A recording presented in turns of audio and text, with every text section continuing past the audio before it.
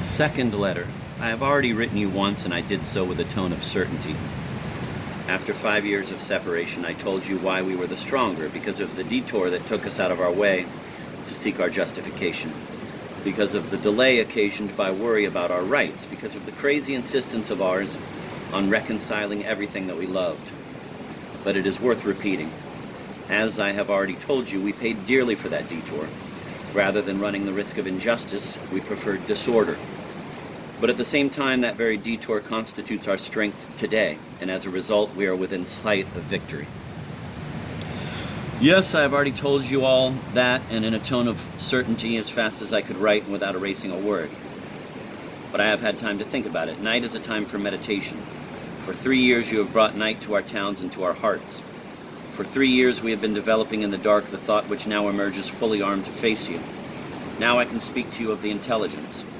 For the certainty we now feel is the certainty in which we see clearly and everything stands out sharp and clear, in which the intelligence gives its blessing to courage. And you who used to speak flippantly of the intelligence are greatly surprised, I suppose, to see it return from the shadow of death and suddenly decide to play its role in history. This is where I want to turn back toward you. As I shall tell you later on, the mere fact that the heart is certain does not make us any the more cheerful. This alone gives a meaning to everything I am writing you. But first I want to square everything again with you, with your memory and our friendship. While I still can do so, I want to do for our friendship the only thing one can do for a friendship about to end. I want to make it explicit. I have already answered the remark, quote, "You don't love your country," end of quote, that you used to hurl at me and that I still remember vividly. Today I merely want to answer your impatient smile whenever you heard the word intelligence. In all her intelligences, you told me, France repudiates herself. Some of your intellectuals prefer despair to their country, others the pursuit of an improbable truth. We put Germany before truth and beyond despair. Apparently that was true, but as I have already told you, if at times we seem to prefer justice to our country, this is because we simply wanted to love our country in justice, as we wanted to love her in truth and in hope. This is what separated us from you. We made demands. You were satisfied to serve the power of your nation, and we dreamed of giving ours her truth. It was enough for you to serve the politics of reality, whereas in our wildest aberrations, we still had a vague conception of the politics of honor, which we recognize today. When I say we, I am not speaking of our rulers. But a ruler hardly matters. At this point I see you smile as of old. You always distrusted words. So did I, but I used to distrust myself even more. You used to try to urge me along the path you yourself had taken, where intelligence is ashamed of intelligence. Even then I couldn't follow you, but today my answers would be more assured. What is truth, you used to ask? To be sure, but at least we know what falsehood is. That is just what you have taught us. What is spirit? We know its contrary, which is murder. What is man? There I stop you, for we know. Man is that force which ultimately cancels all tyrants and gods. He is the force of evidence. Human evidence is what we must preserve, and our certainty at present comes from the fact that its fate and our country's fate are linked together. If nothing had any meaning, you would be right, but there is something that still has a meaning. It would be impossible for me to repeat to you too often that this is where we part company. We had formed an idea of our country that put her in her proper place amid other great concepts: friendship, mankind, happiness, our desire for justice. This led us to be severe with her. But in the long run, we were the ones who were right. We didn't bring her any slaves, and we debased nothing for her sake. We waited patiently until we saw clearly, and in poverty and suffering, we had the joy of fighting at the same time for all we loved. You, on the other hand, are fighting against everything in man that does not belong to the mother country. Your sacrifices are inconsequential because your hierarchy is not the right one, and because your values have no place. The heart is not all you betray. The intelligence takes its revenge. You've not paid the price it asks, not made the heavy contribution intelligence must pay to lucidity. From the depths of defeat, I can tell you that that is your downfall.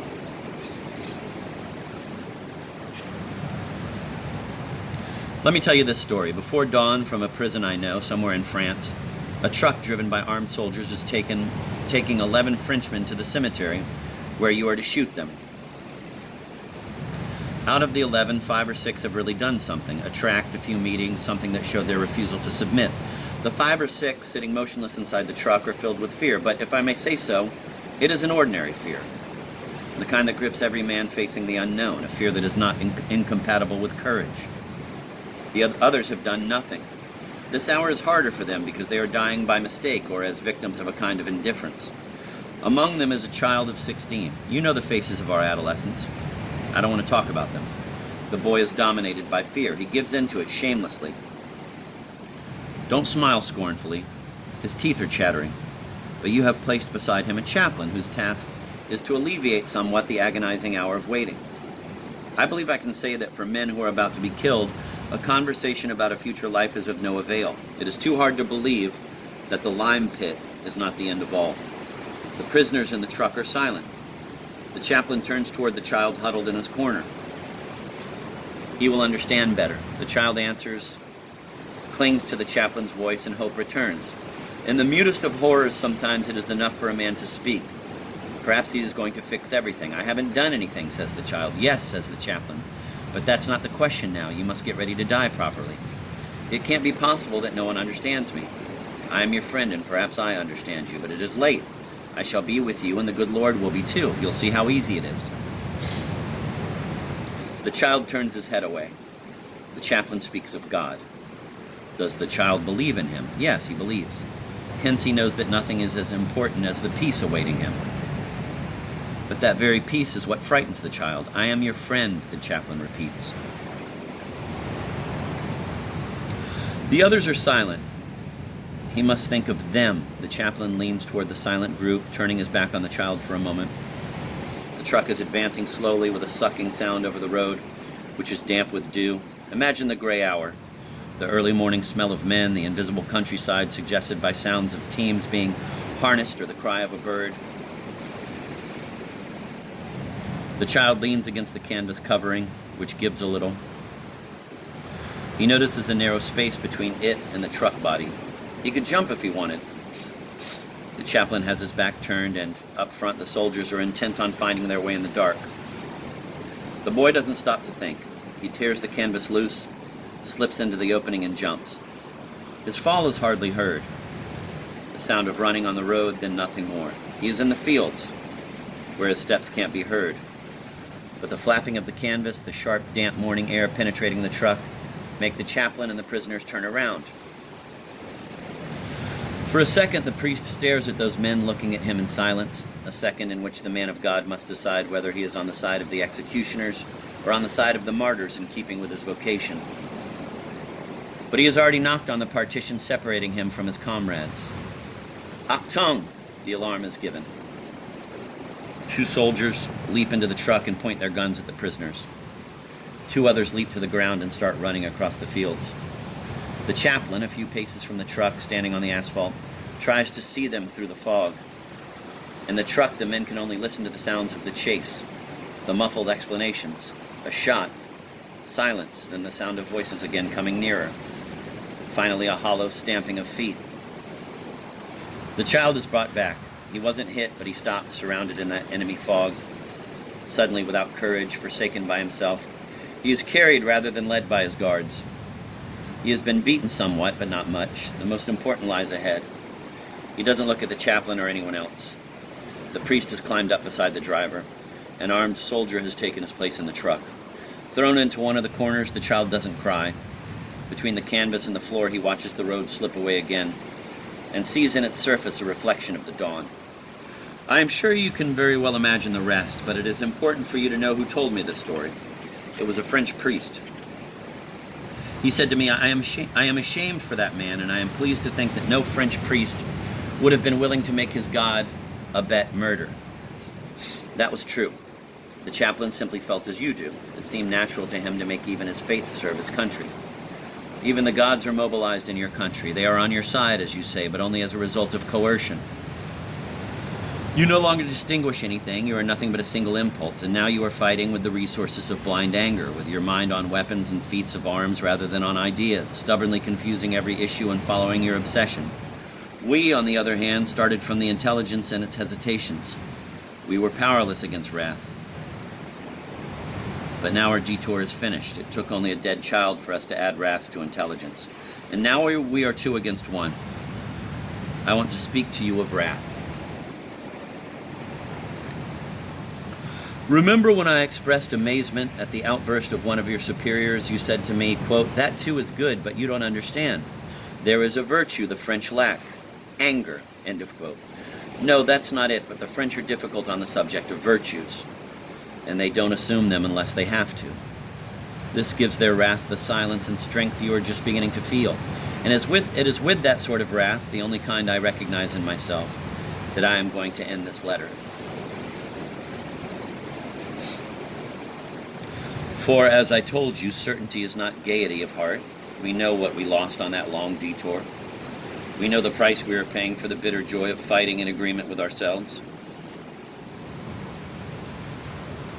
And because we have a keen sense of the irreparable, there is as much bitterness as confidence in our struggle. The war didn't satisfy us. We had not yet assembled our reasons for fighting. It is civil war. The obstinate collective struggle, the unrecorded sacrifice that our people chose. This war is the one they chose for themselves instead of accepting it from idiotic or cowardly governments. A war in which they recognize themselves and are fighting for a certain idea they have formed of themselves. But this luxury they permitted themselves cost them a dreadful price. In this regard, too, my people deserve more credit than yours. For the best of their sons are the ones who are falling. That is my cruelest thought. In the derision of war, there is the benefit of derision. Death strikes everywhere and at random. In the war we are fighting, courage steps up and volunteers. And every day you are shooting down our purest spirits. For your ingenuousness is not without foresight. You have never known what to select, but you know what to destroy. And we who call ourselves defenders of the spirit know nevertheless that the spirit can die when the force crushing it is great enough. But we have faith in another force. In raining bullets on those silent faces already turned away from this world, you think you are disfiguring the face of our truth, but you are forgetting the obstinacy that makes France fight against time. That hopeless hope is what sustains us in difficult moments. Our comrades will be more patient than the executioners, and more numerous than the bullets. As you see, the French are capable of wrath. December 1943.